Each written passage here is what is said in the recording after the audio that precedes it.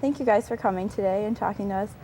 First, Kelly, can you just explain overall the general idea of these trips to us? Well, Habitat is a not-for-profit organization, and they pretty much just work on building houses to give less fortunate families places to live and places that can accommodate their needs. A bunch of students like us in our athletic group go down every year and work on the houses for about 8 hours a day, and then go out and experience the culture and wherever we are for the place that we go, and that's pretty much the gist of it. Sure.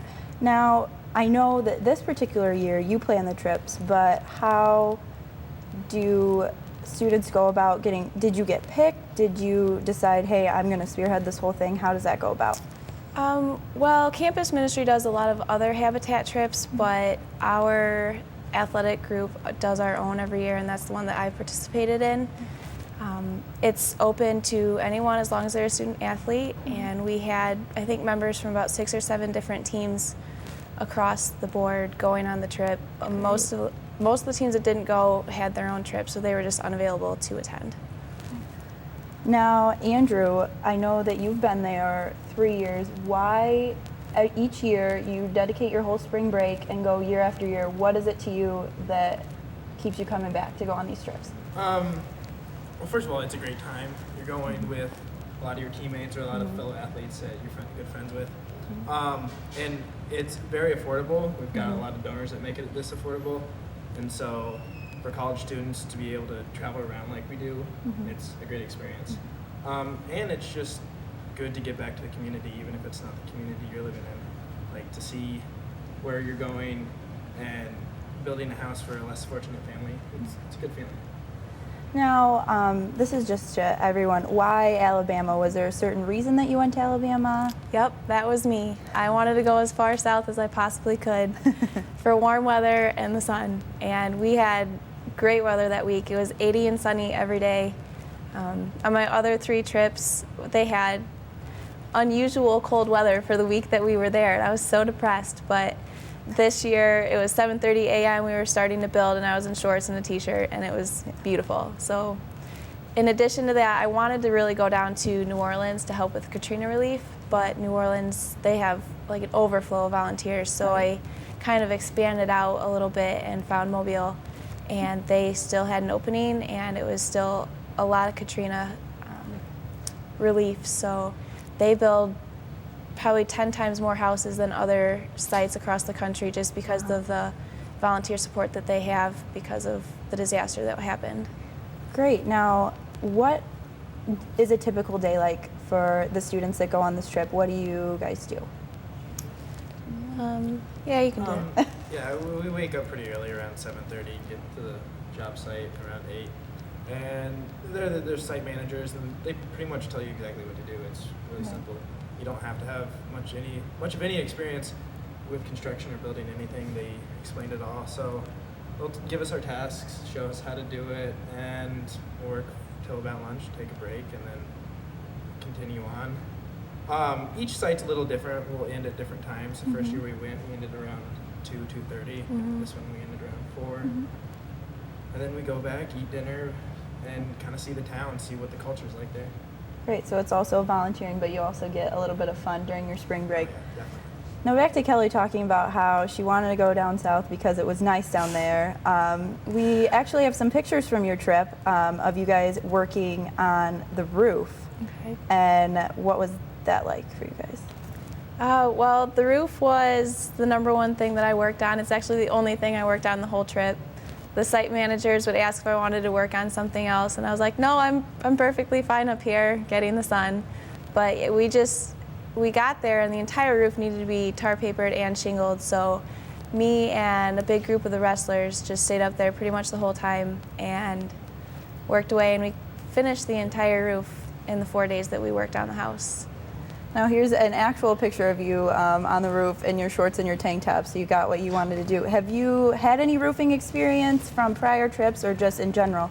I think 2 years ago we actually spent about a total of 5 to 10 minutes on the roof putting the final cap over the peak, and that was my roofing experience. So it was actually beneficial for me to actually get up there and do something different because all the other years I'd worked on drywall and window frames and doing floors, so it wasn't all repetition for me.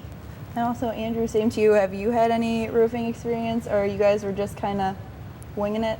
I've had some. I've worked on a few roofs, so I kind of knew what I was doing, and I know it's hard work, but I like it because you can see your progress as you go through. Right. And some of the other wrestlers that were there had done a little roofing.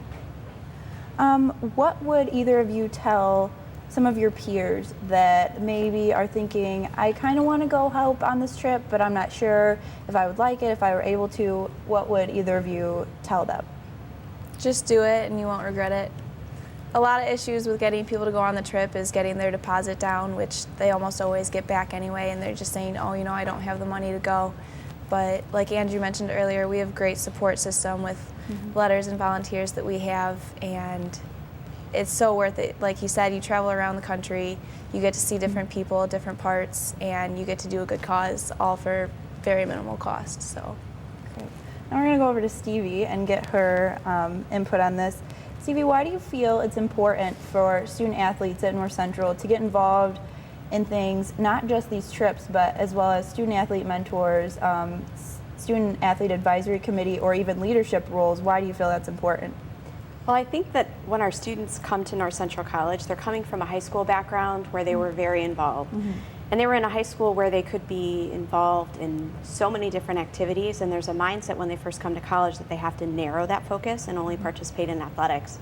And so it's not that I think we want to mirror their opportunities that they had in high school, but also show them that they can continue to have these type of opportunities when they're there, and so they don't have to give up things in order to be a student athlete when they're at North Central.